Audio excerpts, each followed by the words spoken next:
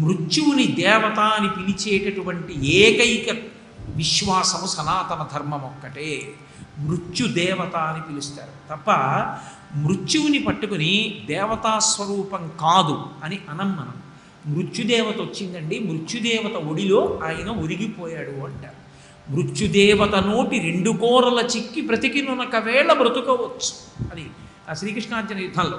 కాబట్టి మృత్యుదేవత నోటి, మృత్యుదేవత అంటాం ఎందుకని, 90 సంవత్సరాల వయసు వచ్చేసి తన మలమూత్రాలు తాను విసర్జించుకోలేకుండా మంచాన పడిపోయి ఉన్నటువంటి స్థితిలో కూడా ఇంకా ఉపాధిని పట్టుకుని వేలాడాలని అనుకుంటాడు జీవుడు.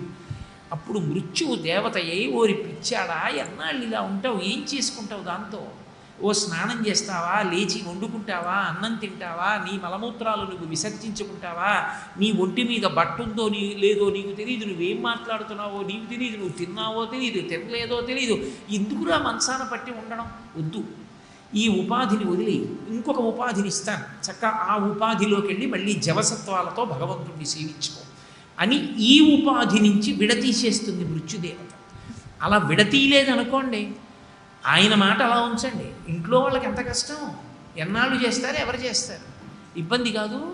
ఎవరు చేసేవాళ్ళు ఉంటే చాలా అదృష్టం. అటువంటి కొడుకు కోళ్ళు దొరికితే చాలా అదృష్టవంతులే, ఎన్నేళ్ళు బతికినా. అందరికీ అలా దొరకద్దు. కాబట్టి మృత్యుదేవత శరీరము నుండి జీవుణ్ణి విడదీసేసి ఇంకో శరీరంలోకి వెళ్ళిపోవడానికి అవకాశం ఇచ్చేస్తుంది. అందుకే సనాతన ధర్మంలో మృత్యువుకి కూడా దేవతా లక్షణమే ఇచ్చారు.